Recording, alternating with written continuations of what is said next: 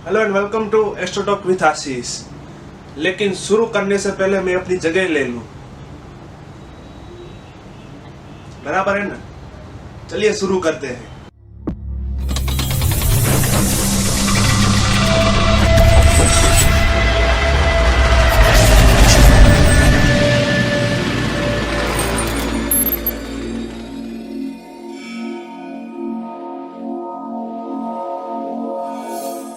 आपका, मेरा, हम सब का बर्थडे आता है, बिल्कुल इसी तरह हमारे यूनिवर्स का भी बर्थडे आता है। साल था ईसा पूर्व 4004, महीना था अक्टूबर, डेट थी 23, दिन था संडे और टाइम था सवेरे का 9 बजे। इसी दिन, इसी वक्त, इसी डेट पे हमारे यूनिवर्स का जन्म हुआ था। एक महाविस्फोट हुआ था जिसमें से हमारा यूनिवर्स जन्मा। आपको यह मजाक लग रहा है ना? लेकिन 17वीं सदी के बीच में आयरलैंड के एक बिशप जिनका नाम था जेम्स उसरे, उन्होंने ऐसी हास्यास्पद कुंडली बनाई थी यूनिवर्स के जन्म की, और उस वक्त के लोगों ने इस कुंडली पर आंख बंद करके विश्वास भी कर लिया था, क्योंकि उस वक्त टेक्नोलॉजी भी नहीं हुआ करती थी और स्पेस को स्टडी करने के लिए सैटेलाइट्स भी नहीं हुआ करते थे। लेकिन आज के टाइम में इंसान के पास टेक्नोलॉजी भी है और डीप स्पेस को स्टडी करने के लिए सैटेलाइट्स भी है, लेकिन फिर भी एस्ट्रोनॉमर्स दीवारों पे सर मार मार के थक गए हैं। लेकिन उनको ये सवाल का जवाब नहीं मिल रहा है कि यूनिवर्स का जन्म हुआ तो हुआ कैसे। कि आम इंसान को इससे कोई फर्क नहीं पड़ता है, लेकिन एस्ट्रोनॉमर्स के लिए यह सवाल बहुत ही इंपॉर्टेंट है कि हमारे ब्रह्मांड का जन्म हुआ तो हुआ कैसे। अगर ये क्वेश्चन सोल्व हो जाएगा तो ही इसके ऊपर बेस्ड जो आगे के क्वेश्चन है वो सोल्व हो पाएंगे। जैसे कि अगर हमें यह पता चल जाए कि यूनिवर्स का जन्म कैसे हुआ है, तो हम ये पता लगा पाएंगे कि अभी जो यूनिवर्स है वो टीनेज में है, जवानी में है कि बुढ़ापे में है।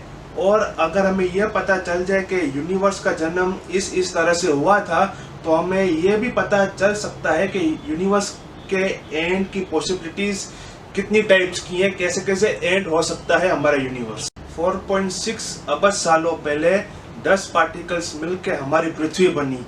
तो 10 पार्टिकल्स आए कहाँ से? अगर 10 पार्टिकल्स हमारी मिल्की वे से आए तो मिल्की वे कैसे बनी? और हमारे यूनिवर्स में सिर्फ एक ही गैलेक्सी तो नहीं है, ऐसी तो हजारों लाखों गैलेक्सियां हैं। और कुछ गैलेक्सीज ऐसी भी है जिसमें 10,000 करोड़ से भी ज्यादा तारे हैं।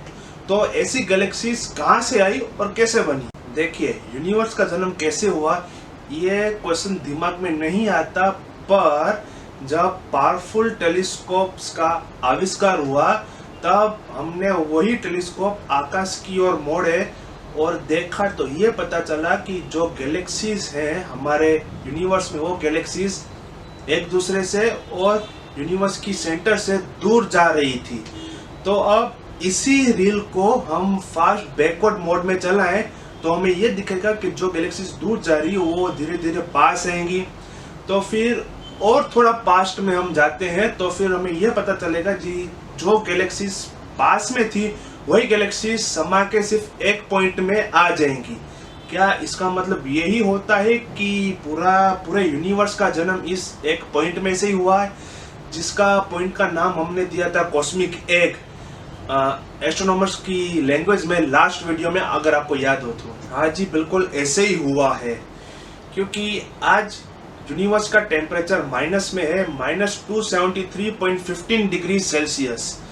इसका मतलब ये है कि मैटर जब भी फैलता है तो उसका टेम्परेचर डाउन होता जाता है। इसका मतलब ये कि जब बिग बैंग हुआ था तो उस वक्त का टेम्परेचर कितना हाई होगा। तो एस्ट्रोनॉमर्स ने कॉस्मिक बैकग्राउंड रेडिएशन मेजर किया यूनिवर्स का, और जो मेजरमेंट उनको मिले वही मेजरमेंट लेके एस्ट्रोनॉमर्स ने बैक ट्रैकिंग की, मतलब वो पास्ट में गए और ये पता लगाया कि बिग बैंग के बाद न्यूक्लियस, फिर एटम्स, फिर हाइड्रोजन और फिर स्टार्स कैसे बने। और बिग बैंग का पूरा चार्ट, बिग बैंग के बाद क्या है, कैसे है, वो नेक्स्ट वीडियो में। धन्यवाद।